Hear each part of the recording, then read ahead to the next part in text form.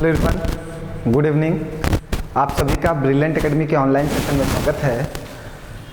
और आप सभी लोग ठीक हो, खुश हो, पढ़ाई जारी है। अब हमारे जितने भी वर्क थे हम वो सब डन कर चुके हैं।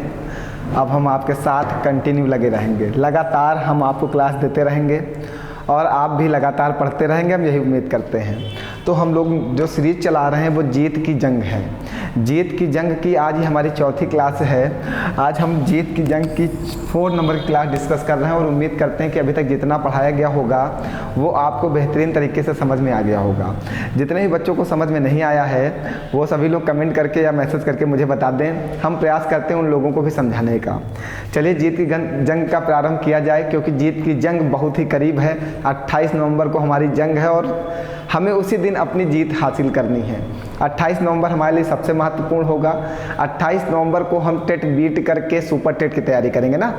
तो मेहनत के साथ लगे रहिए आप सभी लोग। हमारी शुभकामनाएं आपके साथ हैं कि इस जीत की जंग से आपके पेपर में 25 प्रश्न आएंगे, ये हम 100% दावा करते हैं। और लास्ट दिन 26 तारीख को मेरी लास्ट क्लास होगी जीत की जंग की।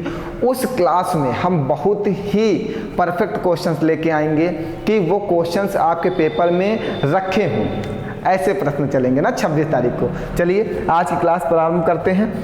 जीत की जंग की आज चौथी क्लास है हमारे पास और हम लोग बहुत सारे क्वेश्चन डिस्कस कर रहे हैं ना। हम लोग शायद 35 तक डिस्कस कर चुके थे, 35 क्वेश्चन तक यहाँ तक डिस्कस कर चुके थे। आज हम लोग को यहाँ से डिस्कस करना है ना। बहुत ही बेहतरीन क्वेश्चन के साथ हम लोग सीरीज चला रहे हैं और उम्मीद करते हैं यहाँ से आपके पेपर में प्रश्न जरूर आएगा।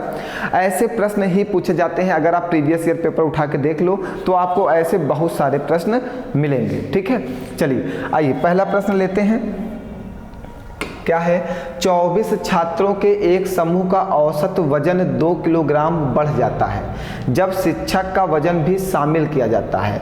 यदि 24 छात्रों के समूह का प्रारंभिक औसत वजन 38 किग्रा था तो शिक्षक का वजन कितना है? ठीक है, बहुत ही आसान है। देखिए 24 छात्र हैं, ठीक है, इनका औसत वजन कितना है? 30 किग्रा है। 30 केजी जो है ये एवरेज वेट है इनका। ठीक है भैया, अगर कोई एवरेज है तो मीन्स वो सबके पास है। औसत मीन्स होता है सबके पास समान मात्रा में होना, एवरेज यही होता है। अगर कोई भी चीज़ औसतन में है तो वो सबके पास समान मात्रा में होगी। ठीक है, तो हमसे कहा कि 24 छात्रों का समूह का प्रारंभिक औसत वजन 30 किलोग्राम है तो शिक्षक का वजन कितना है? अगर सबके पास 30 किलोग्राम है तो इस टीचर के पास, जो ये टीचर जी हैं, गुरु जी हैं, इनके पास भी 30 किलोग्राम होगा। लेकिन होगा हमने कहा, अभी हमने ये नहीं कहा कि है, हमने कहा इनके पास भी 30 किलोग्राम होगा। ठीक है, अब एक बात कह रहा है 24 छात्रों के एक समूह का औसत वजन 2 किलोग्राम बढ़ जाता है। औसत वजन कितना बढ़ जाता है भैया?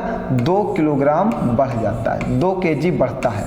ये इंक्रीज होता है, इंक्रीज होता है ना, 2 केजी इंक्रीज होता है जब बढ़ता है। अगर इसको 2 किलो मिल रहा है, 24 लोग हैं, सबको 2-2 किलो मिल रहा है, मीन्स एवरेज 2 किलो बढ़ेगा।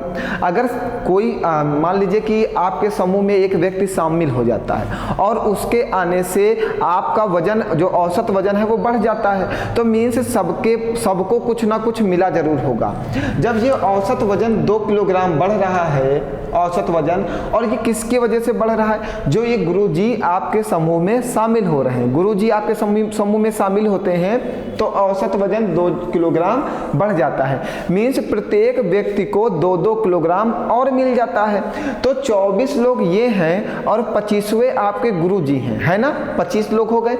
अगर 25 लोगों में 2-2 किलोग्राम बढ़ा है तो टोटल कितना किलोग्राम बढ़ा?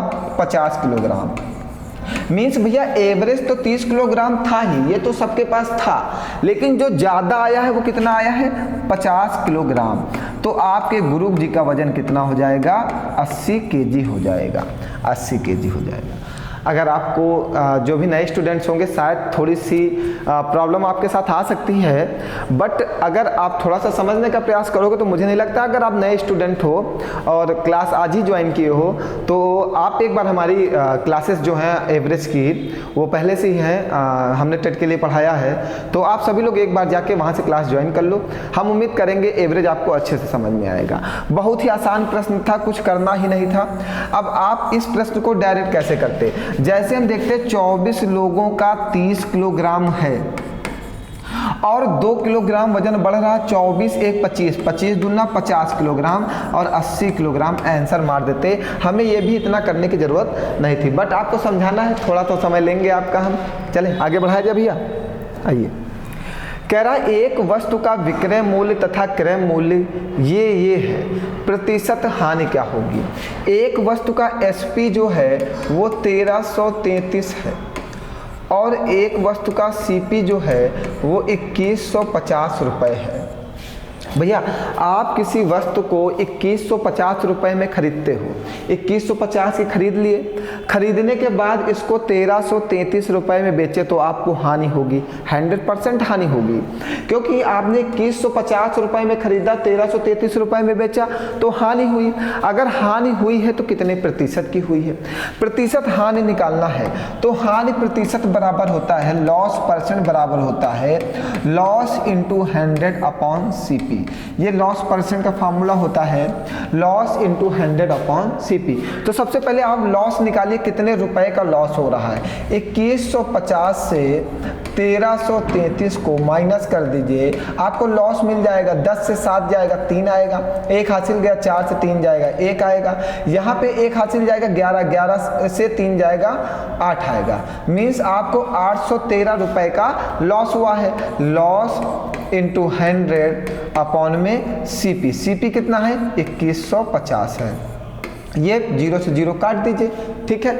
अब इसको काटिए, देखिए किससे कटेगा, ये 5 से कटेगा, 5 चौको 20, 5 तेईं 15, 5 दूनी 10, ठीक है। अब किससे कटेगा, हमें लगता है आंसर पॉइंट में ही जाएगा, क्योंकि पॉइंट में जाने की पूरी संभावनाएं हैं। चलिए चेक करते हैं कितने पॉइंट में जाएगा। 3 2 तेईं 6, 2 1 2, 2 8 16, 1646 को 43 से डिवाइड कर दीजिए। अब कितनी बार में जाएगा ये समझ लीजिए, बस आपका आंसर आ जाएगा। ये जाएगा आपका 3 बार में, 3 बार में जाएगा, 4 बार में तो जा नहीं सकता, 3 बार में जाएगा। 3 त्रिका 9, 3 चौको 12, 1 हासिल जाएगा, 12 से 9 जाएगा 3 आएगा, 1 हासिल गया तो यहाँ पे कितना बचा 5, 5 से 2 जाएगा 3, ये 6 आ जाएगा। अब 8, ये पूरा कैंसिल आउट नहीं हो रहा है, इसका मतलब कुछ तो प्रॉब्लम में है। हमने सही घटाया है यहाँ पे, 10 से 7 जाएगा 3 आएगा, 1 हासिल गया, 4 से 3 जाएगा 1 आएगा, 1 हासिल आएगा 11, 11 से 3 जाएगा 8 आएगा, 7 3 10 का 0 हासिल लगाएगा, 3 1 4 1 5 का 3 1 4 1 5, 8 3 11 के हासिल लगाएगा। हाँ लिखा तो हमने सही है, सही काटा है। 5 चौको 20, 5 तेईं 15, 5 दूनी 10, 2 तेईं 6, 2 1 2, 2 8 16, फिर ये 4 चौको 4 तेईं 12 का 2 हासिल लगाएगा, 4 चौको 4 से तो जाएगा नहीं, 3 से ही जाएगा, 3 त्रिका 9 और 3 चौको 12, 1 हासिल गया, 12, 12 से 9 जाएगा 3, यहाँ पे 5 से 2 चला जाएगा 3, 1 से 1 6 आ गया। 3 पॉइंट में जा रहा है, पॉइंट में तो है नहीं यहाँ पे, 6 चौको 24, कुछ हमें लगता है आंसर मिस्टेक है। चलिए कोई बात नहीं, आइए काटिए। 6 4 5 6 7 7, 8 से तो जा नहीं सकता, 8 से जाएगा, 8 त्रिक 24 का 4 हासिल लगेगा 3, 8 से नहीं जाएगा, ठीक है, मीन्स 7 से जाएगा। हमें लगता है इन्होंने पॉइंट वाला आंसर हटा दिया है, अप्रॉक्स में ले लिया है। 7 1 21 का 1 हासिल लगा 2, 7 चौको 28, 2 30, बचेगा कितना यहाँ पे 35, यहाँ पे 35 बचेगा, जाएगा नहीं, पॉइंट लगा के कुछ आएगा, 37 पॉइंट कुछ आंसर बनेगा, ठीक है। और हमें लगता है इन्होंने पॉइंट अगर अप्रॉक्स में लिया तो ये लिया है, वैसे अप्रॉक्स में लेना नहीं चाहिए, शायद ऑप्शन से गलत हो सकते हैं, कोई बात नहीं। आप मेथड समझो, आप एक बार कैलकुलेट कर लेना, देख लेना कैलकुलेशन मेरा सही है कि नहीं, बस आप इतना चेक कर लेना, ठीक। उसने कहा है एक वस्तु का विक्रय मूल्य 1333 रुपये, हमने 1333 रुपये रख दिया। वस्तु का क्रय मूल्य 2150 रुपये, 2150 रुपये रख दिया। हानि निकालना, कितने रुपए की हानि हुई, 2150 से 1333 को घटा दोगे आपको हानि मिल जाएगी। हानि परसेंट निकालना, तो हानि गुणे 100/CP कर देना, आपका आंसर आ जाएगा। आप मेथड सीख लो, शायद हो सकता है ऑप्शन से गलत हो सकते हैं, कोई बात नहीं। चलिए आइए, यदि किसी वृत्त का व्यास 15% बढ़ा दिया जाता है तो उसके क्षेत्रफल में प्रतिशत वृद्धि क्या होगी। मोस्ट इंपॉर्टेंट प्रश्न है, ऐसा प्रश्न आपके टेट में जरूर पूछा जाएगा। ये मोस्ट इंपॉर्टेंट क्वेश्चन है। ऐसे क्वेश्चंस पिछले साल पूछे गए थे और उम्मीद करते हैं इस साल फिर पूछा जाएगा। यदि किसी वृत्त का व्यास 15% बढ़ा दिया जाता है, एक वृत्त है उसका व्यास, व्यास का मीन्स 2r कितना बढ़ा दिया जाता है, 15% बढ़ा दिया जाता है, तो उसके क्षेत्रफल में कितने प्रतिशत की वृद्धि होगी। अब वृत्त का क्षेत्रफल होता क्या है, वृत्त का क्षेत्रफल क्या होता है, पाई आर स्क्वायर। भैया जब त्रिज्या बढ़ेगी तभी क्षेत्रफल बढ़ेगा, बात को समझना। क्योंकि क्षेत्रफल पे हमेशा ध्यान रखना, जो ये वाली वैल्यू होती है इसको हम नेग्लेक्ट कर देते हैं। पाई का मान जो है हमारे क्षेत्रफल पे कोई प्रभाव नहीं डालता, ये आप ध्यान रखिएगा, ठीक है। वृत्त का क्षेत्रफल होता है पाई आर स्क्वायर, ठीक। अब डिपेंड क्या करेगा, उसके क्षेत्रफल में कितने प्रतिशत की वृद्धि होगी। तो क्षेत्रफल में जो प्रतिशत वृद्धि है वो आर के ऊपर डिपेंड करेगा। और आर कितनी बार है, 2 बार है, आर इंटू आर, 2 बार है, आर गुणे आर। यहाँ पे देखिए ये 2 हमारे त्रिज्या पे कोई प्रभाव नहीं डालेगा, इस 2 का हमारे त्रिज्या पर कोई प्रभाव नहीं होगा। तो त्रिज्या बढ़ी कितनी बेटा, 15%। और आर हमारा कितनी बार है, 2 बार, मीन्स पहली बार 15% बढ़ी, फिर आर दूसरी बार 15% बढ़ी। जब 2 बार बढ़ता है तो हम क्या लगा देते हैं, प्रतिशत परिवर्तन। जब कोई भी प्रोसेस 2 बार होता है तो वहाँ पे प्रतिशत परिवर्तन लगता है, +-x +-y +-xy अपॉन 100, ये फॉर्मूला लगता है। तो पहले 15% बना तो प्लस का 15, फिर 15 बढ़ा प्लस का 15, प्लस 15 गुणे 15 बटे में 100। 15 और 15 कितना हो जाएगा, 30 हो जाएगा। और 15 का स्क्वायर 225 होता है बटे में 100। 225 को जब 100 से डिवाइड करोगे तो आएगा 30 + 2.25, मीन्स आपका आंसर आ जाएगा 32.25% है ऑप्शन में। देखिए ये देखिए भैया, बहुत ही अच्छा प्रश्न है और ऐसे प्रश्न आपके पेपर में जरूर पूछे जाते हैं। अगर कोई भी चीज़ 2 बार परिवर्तित हो, परिवर्तन मीन्स 2 बार बढ़े, 15%, एक व्यक्ति की आय 10% बढ़ाई गई, पुनः 15% बढ़ाई गई, 2 बार बढ़ी, तब भी प्रतिशत परिवर्तन लगेगा। एक नगर की जनसंख्या पहले वर्ष 10% बढ़ी, दूसरे वर्ष 20% बढ़ी, तो नगर की जनसंख्या में कुल 2 वर्षों में कितने प्रतिशत का परिवर्तन हुआ, तब भी प्रतिशत परिवर्तन लगेगा। एक आयत की लंबाई को 20% बढ़ाया गया, चौड़ाई को 10% बढ़ाया गया, तो आयत के क्षेत्रफल में कितने प्रतिशत का परिवर्तन हुआ, तब भी प्रतिशत परिवर्तन लगेगा। जब वर्ग की भुजा को 20% बढ़ाया जाए तो वर्ग के क्षेत्रफल में कितने प्रतिशत का परिवर्तन होगा, तब भी प्रतिशत परिवर्तन लगेगा। बात समझ गए। प्रतिशत परिवर्तन का फार्मूला बेहद इंपॉर्टेंट है और हमें ये सीखना होगा कि ये कहाँ कहाँ लगता है। प्रैक्टिस क्वेश्चंस की करते चलेंगे, जहाँ जहाँ ऐसे प्रश्न आएंगे हम आपको समझाते चलेंगे। ये बहुत सारे क्वेश्चंस को आसानी से सॉल्व किया जाता है इस मेथड से, ठीक है। चलिए, किसी वर्ग तथा वृत्त का परिमाप समान है, किसी वर्ग का परिमाप, अब देखिए एक वर्ग है और एक वृत्त है, समझ लेना। एक वर्ग है किसी वर्ग का और किसी वृत्त का, ये वर्ग है, ठीक है, और ये आपका वृत्त है। इन दोनों का परिमाप क्या है, समान है। इसका परिमाप होता है 4a और इसका परिमाप होता है 2πr, ठीक है। इन दोनों का परिमाप समान है, मीन्स बराबर है। यदि वृत्त का क्षेत्रफल 1386 सेंटीमीटर स्क्वायर है तो वर्ग का क्षेत्रफल बताइए। वर्ग का क्षेत्रफल क्या होता है, भुजा स्क्वायर होता है। वृत्त का क्षेत्रफल क्या होता है, पाई आर स्क्वायर होता है, ठीक है। वर्ग का क्षेत्रफल होता है भुजा स्क्वायर और वृत्त का क्षेत्रफल होता है पाई आर स्क्वायर। आपको वृत्त का क्षेत्रफल दे रखा 1386, मीन्स बेटा पाई आर स्क्वायर का मान आपको दे रखा है 1386। यहाँ से ये पाई का मान होता है 22/7 गुणे r स्क्वायर इक्वल टू 1386। ये कटेगा 11 दूना 22, ये 11 एकम 11, 2 जाएगा 1386, ठीक है 1386। यहाँ पे काटा 11 दूना 22, ये कटेगा 11 एकम 11, 2 जाएगा 28 होगा, 11 दूना 22, 6 जाएगा 11 छक्का 66, फिर ये 2 से कटेगा, 2 छंग 12 और 2 तिहाई 6, ये 63 आ गया। 63 का 7 में इधर गुणा कर दो, r स्क्वायर इक्वल टू, या 63 को आप लिख दो 7 गुणे 9 और इस 7 का इधर गुणा कर दो गुणे 7, इधर से स्क्वायर हटा दो, इधर क्या लग जाएगा, अंडर रूट लग जाएगा। तो 2 7 हैं तो अंडर रूट से बाहर 1 7 आ जाएगा। 9 किसका स्क्वायर होता है, 3 का, ये 9 है, 9 किसका स्क्वायर होता है, 3 का, तो एक 3 बाहर आ जाएगा। मीन्स r बराबर कितना आ गया, 21 सेंटीमीटर, ठीक है 21 सेंटीमीटर आ गया। क्वेश्चन थोड़ा सा लॉन्ग हो रहा होगा, बच्चे कह रहे होंगे कि सर क्या पढ़ा रहे हो। बेटा क्या करें, ऐसे प्रश्न जो हैं थोड़ा सा लॉन्ग ही हो जाते हैं, ठीक है, कोई परेशानी नहीं है, कोई परेशानी नहीं है।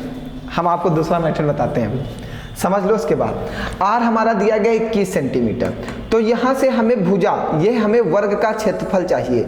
वर्ग का क्षेत्रफल जो होता है वो भुजा स्क्वायर होता है। जब तक हमें भुजा नहीं मिलेगी हम क्षेत्रफल नहीं निकाल पाएंगे, ठीक भैया। ऐसा प्रश्न आपके पेपर में 2-3 पूछे गए हैं टेट में, हमने देखा प्रीवियस ईयर उठा के, तो कम से कम 3-4 क्वेश्चन ऐसे हैं सेट में आपके। तो ऐसे क्वेश्चन को निगलेक्ट मत करना, पूछा जरूर जाएगा आपके पेपर में, ठीक है। हमने यहाँ से त्रिज्या निकाल ली 7 त्रिक 21, यहाँ पे 2 गुणे 22 गुणे 22/7 गुणे 21, ये कटेगा 7 त्रिक 21 और ये कट जाएगा 2 दूनी 4 और ये 2 से कटेगा 2 11, मीन्स a बराबर आ गया 33 और a का मान 33 आ गया। तो क्षेत्रफल क्या होता है, भुजा स्क्वायर, मीन्स 33 का स्क्वायर, और 33 का स्क्वायर होता है 1089। 1089, ये देखिए 1089। थोड़ा सा लॉन्ग हुआ, लेकिन अगर इसी प्रश्न को अगर हम सेकंडों में करना चाहते हैं तो यहाँ पे हम डिजिटल सम लगा सकते हैं। अब प्रॉब्लम ये आती है, बहुत सारे बच्चे हमारे इस मेथड को पढ़े नहीं हुए हैं, इसलिए उनको समझाने में थोड़ी सी मुझे प्रॉब्लम आ जाती है। यहाँ पे हम डिजिटल सम का प्रयोग बहुत आसानी से कर सकते थे। डिजिटल सम का प्रयोग कैसे करते, देखिए वृत्त का क्षेत्रफल जो दिया गया है इसको जोड़िए, 6 3 9 8 1 9, कट गया, वृत्त का क्षेत्रफल पूरा कट गया। तो ये जो वर्ग का क्षेत्रफल है ये भी पूरा कटना चाहिए। डिजिटल सम में हम संख्याओं को जोड़ते हैं और जहाँ पे 9 मिलता है वहाँ पे हम उसको काट देते हैं। आइए देखिए 9 8 1 9, देखिए आपका आंसर यही आ गया। यहाँ पे 4 2 6 1 7 संख्याओं को जोड़ना है, 8 1 9 यहाँ पे 4 बचेगा, 5 2 7 2 9 यहाँ पे देखिए 1 बचेगा। मीन्स ये आंसर नहीं हो सकते। यहाँ पे क्या हुआ था, 6 3 9 8 1 9 कट गया था, तो 8 1 9 और 9 कट जाएगा और आपका आंसर आ जाएगा 1089। तो सेकंडों में लगाने के लिए हमें थोड़ा सा तो मेहनत करनी होगी और थोड़ा सा अपने माइंड का यूज करना होगा। डिजिटल सम एक बेस्ट टॉपिक है, बेस्ट मेथड है जहां से आप क्वेश्चंस को आसानी से लगा सकते हो। 1 मिनट बेटा।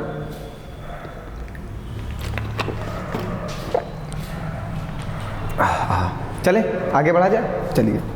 अभी एक मेथड और है ऐसे प्रश्न को करने के लिए, उसको हम आगे यूज करते हैं। आपको सिखाना मेरा परम उद्देश्य है। सेकंडों में करने के लिए सिर्फ एक ही मेथड है, डिजिटल सम, इसके अलावा कोई मेथड नहीं है। आइए, यदि किसी वर्ग की भुजा को 20% बढ़ा दिया जाए तो उसके परिमाप में वृद्धि प्रतिशत क्या होगी। उसके परिमाप में पूछा है, बात को समझना, इसकी लैंग्वेज को समझने का प्रयास करो। एक वर्ग है, ठीक है, वर्ग ये है, उसकी भुजा ए को कितना बढ़ाया जाता है, 20% बढ़ाया जाता है। देखो कितना अच्छा, बहुत मोस्ट इंपॉर्टेंट प्रश्न है। ऐसा प्रश्न आपके टेस्ट पेपर में पूछा जा सकता है। क्या कहा, यदि किसी वर्ग की भुजा को 20% बढ़ा दिया जाए, हमने वर्ग की भुजा को कह दिया 20% बढ़ा दिया जाएगा, तो उसके परिमाप में वृद्धि का प्रतिशत क्या होगा। अब भैया वर्ग का परिमाप क्या होता है, 4a ही होता है। ये अगर निगलेक्ट है, इसका कोई इफेक्ट नहीं पड़ेगा, तो हमारे पास क्या बचा, a, और सिर्फ a को बढ़ाया जाता है। a तो एक ही बार है, तो a कितना बढ़ा, 20%, तो परिमाप उसका कितना बढ़ जाएगा, 20%। जब कोई दूसरी संख्या है ही नहीं तो कुछ करने की जरूरत नहीं। देखो फॉर्मूले पे ही क्वेश्चंस लगते हैं सेकंडों में। उसने कहा यदि किसी वर्ग की भुजा को 20% बढ़ा दिया जाए, हमने कहा ठीक है वर्ग की भुजा है, हम उसको 20% बढ़ाएंगे, बढ़ाया तो उसके परिमाप में वृद्धि का प्रतिशत क्या होगा। परिमाप क्या होता है 4a। हमने कहा जो नंबर होगा वो नेगलेक्ट होगा, सिर्फ डिपेंड करेगा हमारा ए कितना बढ़ा 20%। तो यहाँ पे ए तो एक ही बार है ना, तो ए को 20% तो बढ़ा सकते हो। जब ए 20% बढ़ेगा तो आपका परिमाप कितना बढ़ जाएगा 20% बढ़ेगा, बस इसके अलावा कुछ नहीं होने वाला। ध्यान रखिएगा भैया, वृत्त का परिमाप हो या वर्ग का परिमाप हो, ठीक है, वो सिर्फ और सिर्फ जितना भुजा बढ़ाई जाएगी उतना ही बढ़ेगा। जैसे वृत्त में त्रिज्या को बढ़ाया जाए, कहे कि त्रिज्या को 20% बढ़ा दिया जाए तो वृत्त का परिमाप कितने % बढ़ जाएगा। तो वृत्त का परिमाप क्या होता है 2πr। ये नेगलेक्ट है, तो जब त्रिज्या 20% बढ़ रही, यहाँ पे त्रिज्या एक ही बार है तो ये भी तो 20% बढ़ेगी।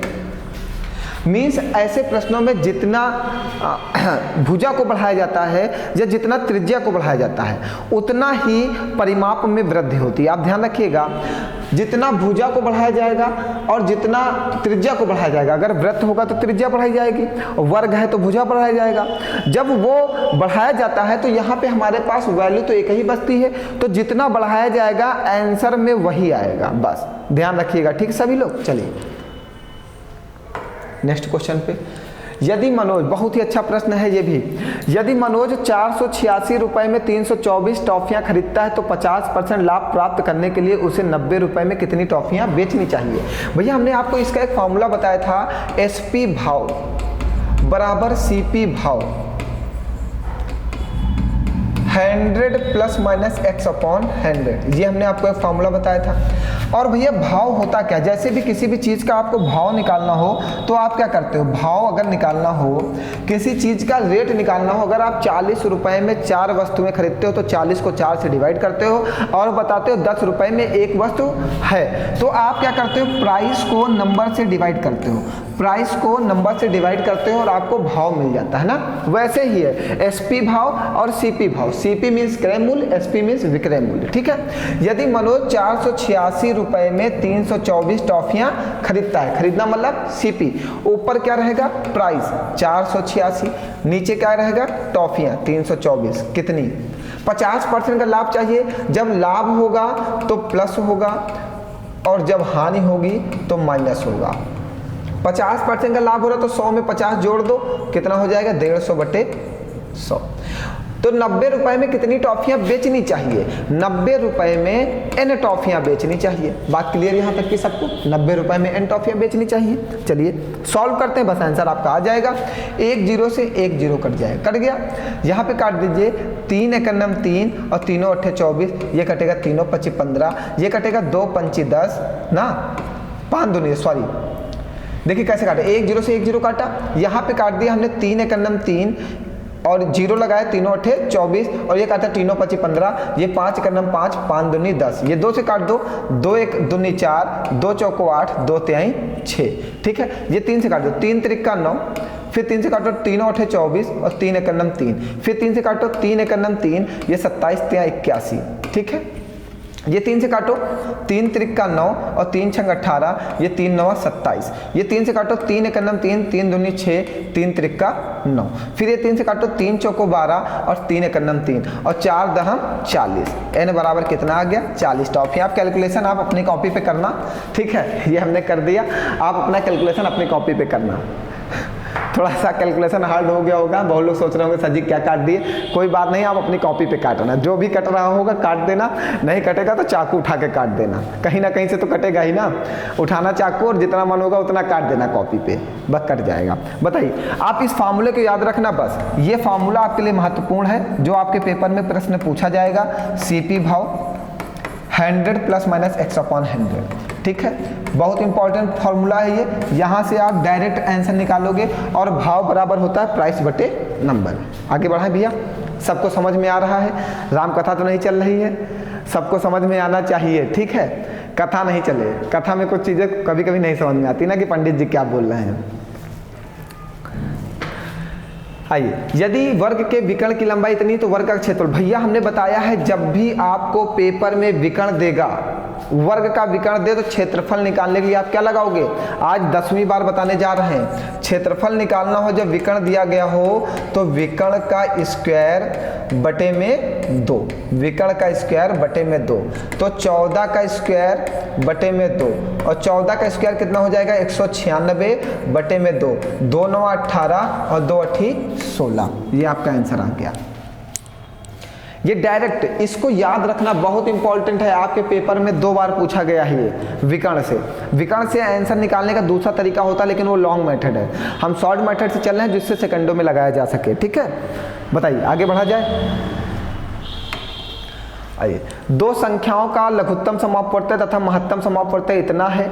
2 संख्याएं हैं कोई a और b, ठीक है, उनका जो लासा है वो कितना है?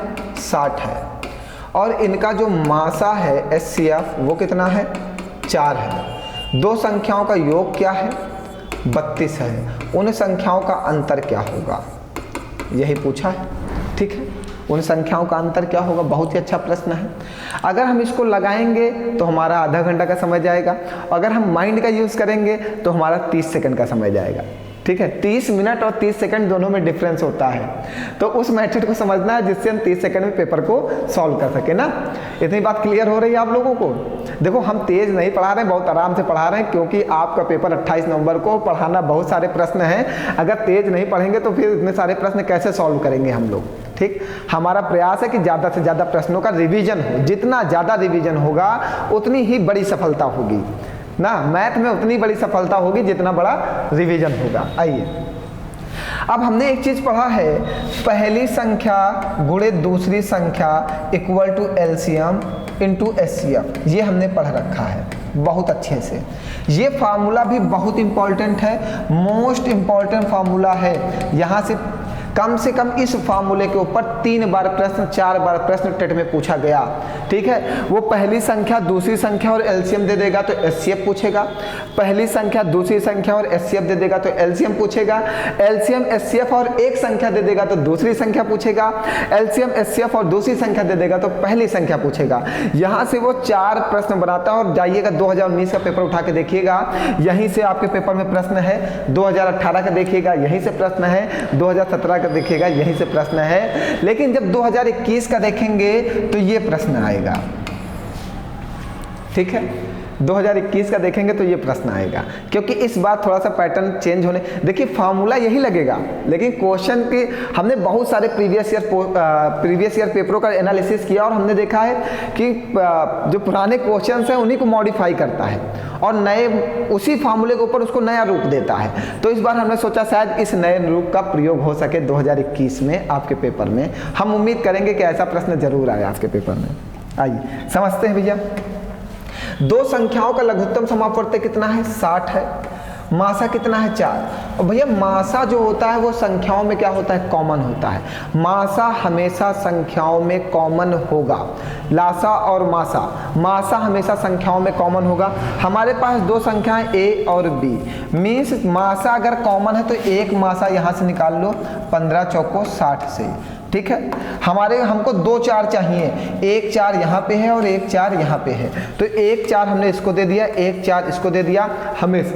हमेशा ध्यान रखिएगा, मासा जो होगा वो संख्याओं में कॉमन होगा, 100% कॉमन होगा। ठीक है, तो 1 4 1 4 1 4 इनको दिया, 1 4 इनको दिया, ये दोनों 4 यहाँ से चले गए, इनका काम समाप्त हुआ। अब बचा कितना? 15। 15 का फैक्टर करो, 5 3 15, 1 5 इसको दे दो, 1 3 इसको दे दो, तो ये बनेगा 5 चौको 20 और 3 चौको 12। पहली संख्या हमारी 20 और दूसरी संख्या 12, दोनों संख्याओं का योग देखो 32 आ रहा है, 20 और 12 का योग कर दो, देखो 32 आ गया। तो उनका अंतर पूछा है, मीन्स 20 माइनस 12, आंसर क्या आ जाएगा? 8। बताइए, कोई परेशानी? बहुत ही अच्छा प्रश्न है। अगर आप इस मेथड को फॉलो नहीं कराए पेपर में तो मैं 100% कहता हूं क्वेश्चन नहीं लगा पाओगे। ठीक है, बहुत कुछ भी नहीं करना है, आपको ये ध्यान रखना, जो मासा वो कहेगा, मासा क्वेश्चन देगा जरूर, वो दोनों संख्याओं में कॉमन हो जाएगा। उसके अलावा संख्या में कुछ कॉमन नहीं आना चाहिए, क्योंकि मासा जितना कहेगा कॉमन उतना ही होना चाहिए, उसके अलावा कॉमन कुछ मत देना।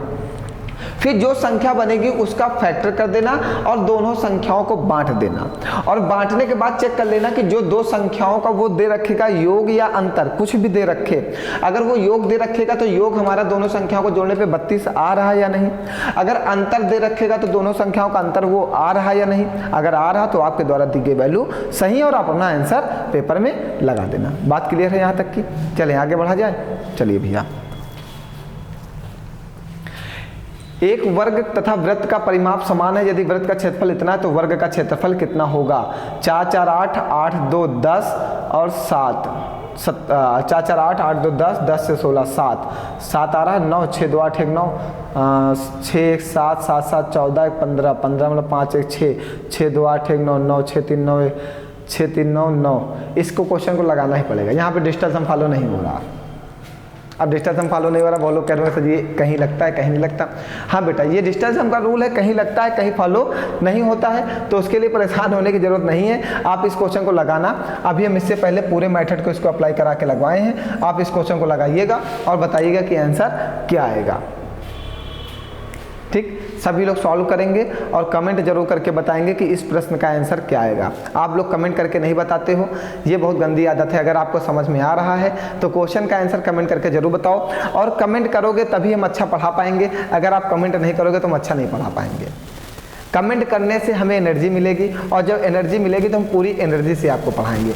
आपका कमेंट और लाइक हमारी एनर्जी को इंक्रीज करता है। अगर आप मेरी एनर्जी को इंक्रीज कराना चाहते हो तो आप कमेंट जरूर करो, लाइक जरूर करो, शेयर जरूर करो। इस क्वेश्चन को भी हम पीछे सॉल्व करके गए हैं, तो आप एक बार इस प्रश्न को लगाने का प्रयास करिएगा, और अगर नहीं होता तो कमेंट करके बताइएगा। हम नेक्स्ट क्लास में आपको इस क्वेश्चन का सॉल्यूशन प्रोवाइड करेंगे। वैसे हम पीछे लगा चुके हैं, उम्मीद करते हैं आपसे जरूर लग जाएगा। आइए, यदि किसी वस्तु का क्रय मूल्य वस्तु के विक्रय मूल्य से 30% कम है तो लाभ प्रतिशत क्या होगा? ठीक है, एक वस्तु का सीपी है और एक वस्तु का एसपी है। कह रहा है यदि किसी वस्तु का क्रय मूल्य जो है वस्तु के विक्रय मूल्य से 30% कम है, ये 30% कम है, तो अगर इसको 100 कह दो तो ये इससे 30% कम है, तो ये कितना होगा? 70 हो जाएगा। अब आप एक वस्तु 70 रुपए की है और 100 रुपए में बेच रहे हो, तो आपको लाभ कितने रुपए का हुआ? 30 रुपए का आपको प्रॉफिट हुआ, लाभ हुआ ना? देखिए कितना आसान हो गया। हमसे प्रॉफिट परसेंट पूछा है, तो प्रॉफिट परसेंट इक्वल होता है प्रॉफिट इंटू 100 अपॉन में सीपी। प्रॉफिट कितने रुपए का? 30 रुपए का, गुणे 100 बटे में सीपी। सीपी कितना है? 70 है, एक जीरो लगा दो, ये कट गया, ये 300 बटे 7 आ गया, और ये 7 चौको ये कटेगा, 7 चौको 28, 2 जाएगा, 7 चौको 28 का मतलब ये आंसर आ जाएगा। पूरा काटने की भी जरूरत नहीं है, पेपर में जैसा कहे आप तुरंत आंसर लगाओ ना। देखिए उसने कहा यदि किसी वस्तु का क्रय मूल्य मीन्स जो क्रय मूल्य है सीपी है वो वस्तु के विक्रय मूल्य से 30% कम है, तो हमने कहा वस्तु का विक्रय मूल्य 100 रुपए है, और अगर सीपी इससे 30% कम है मीन्स 30 रुपए कम है, 100 से 30% मीन्स 30 रुपए कम कर दिया, 70 हो गया। अब आप एक वस्तु 70 रुपए में खरीद के लाते हो और 100 रुपए में बेचते हो, तो आपको लाभ होगा कि नहीं होगा? अगर किसी वस्तु को 70 रुपए में खरीदे हो और 100 रुपए में बेचे हो तो आपको लाभ होगा। लाभ कितने रुपए का हो रहा है? 30 रुपए का, तो लाभ परसेंट इक्वल टू होता है लाभ इंटू 100 अपॉन में सीपी। कैलकुलेट कर लिया, 7 चौको 28, 4 के करीब में आंसर जा रहा था, हमने डायरेक्ट टिक लगा दिया, पूरा सॉल्व नहीं किया। आप सॉल्व करके देख लेना सही सॉल्व है या नहीं सॉल्व है। हमें तो लगता है, उम्मीद है कि सही सॉल्व होगा। आगे बढ़ाया जाए, सभी लोगों को समझ में आ रहा है? भैया लाइक शेयर कमेंट करते रहो, एनर्जी बढ़ाते रहो। एनर्जी बढ़ेगी तभी ज़्यादा से ज़्यादा प्रश्न सॉल्व हो पाएंगे, वरना हम 10-15 प्रश्न सॉल्व कराने के बाद हमारी बैटरी लो हो जाएगी, तो फिर हम पढ़ा नहीं पाएंगे। आओ, पुनीत 60 किलोमीटर प्रति घंटा की गति से अपने कार्यालय जाता है तथा 90 किलोमीटर प्रति घंटा की गति से कार्यालय से वापस घर आता है। पूरी यात्रा के दौरान पुनीत की औसत गति क्या है? भैया पुनीत का ये घर है और ये पुनीत का ऑफिस है। पुनीत क्या करता है? अपने घर से कार्यालय जाता है 60 किलोमीटर प्रति घंटा की गति से, और अपने ऑफिस से घर वापस आता है 90 किलोमीटर प्रति घंटा की गति से। भैया इनके द्वारा जो चली गई दूरी है घर से ऑफिस जाना और ऑफिस से घर आना दोनों बार चली गई दूरी क्या है, समान है। भैया दूरी समान होनी चाहिए, तब आप लगाओगे औसत बराबर 2ab upon a plus B. औसत बराबर 2ab upon a plus B. a और b हमारी क्या है, चाल है, ठीक है। औसत बराबर 2ab upon a plus B, 2 × 60 × 90 upon 60 और 90 जोड़ दो 150 a प्लस बी। ये 0 से 0 कटेगा, ये तीनों 25 15, ये 3 दूनी 6, ठीक है। ये 5 × 9 5 और 5 8 40, ये 18 दूना 36, 36 दूना 72। ये देखो आंसर में आ गया ये 72 किलोमीटर पर आवर। अब देखो इसकी मतलब हम क्या बताएं इस क्वेश्चन को जैसे ही 72 आंसर आता, बहुत सारे बच्चे कहते ये देखो 72 लगा दो। भैया अगर इस 72 पे लगा देते तो आंसर गलत हो जाता। क्यों गलत होता है इस बात को समझ पा रहे हो? देखो क्वेश्चन पढ़, आप पेपर में जाते हो बहुत जल्दी में रहते हो, पेपर में जाना बहुत रिलैक्स होके क्वेश्चन को समझते हुए क्या क्या यूनिट दे रहा है उसके अनुसार प्रश्न हल करना। आप जल्दी में मत रहना बेटा, क्योंकि आपको आता हुआ प्रश्न अगर आपका गलत हुआ ना तो पेपर में उससे बड़ा नुकसान आपका कुछ नहीं हो सकता। ना आने वाला गलत हो तो दूसरे का भी गलत हो सकता है, लेकिन अगर आपका आता हुआ आपका प्रश्न गलत हो गया तो जीवन में इससे बड़ा नुकसान आपको नहीं मिलेगा। ये सबसे बड़ा नुकसान होगा आपके जीवन का। देखिए यहाँ पर जो यूनिट दी गई किलोमीटर प्रति आवर में दी गई, तो आपका आंसर किलोमीटर प्रति घंटे में ही आएगा। लेकिन क्वेश्चन ने क्या किया है, जितने भी आंसर बनाए हैं वो किस में बना दिए हैं, मीटर प्रति सेकंड में बना दिए हैं। तो आपको 72 किलोमीटर पर आवर को मीटर प्रति सेकंड में कन्वर्ट करने के लिए 5/18 से मल्टीप्लाई करना होगा। 18 चौको 72, 4 पंचे 20 मीटर प्रति सेकंड, 20 मीटर प्रति सेकंड इसका आंसर आएगा। जब मीटर प्रति सेकंड से किलोमीटर पर आवर में जाना होगा तो 18/5 से गुणा करेंगे, और जब किलोमीटर पर आवर से मीटर प्रति सेकंड में जाना होगा तो 5/18 से मल्टीप्लाई करेंगे। क्लियर है? चलिए आगे बढ़ते हैं जल्दी से। 4200 रुपए की राशि ब्याज 3 वर्षों में इतनी हो जाती है, तो ब्याज की वार्षिक दर बताइए। ठीक है, साधारण ब्याज बराबर होता है P × R × T अपॉन में 100।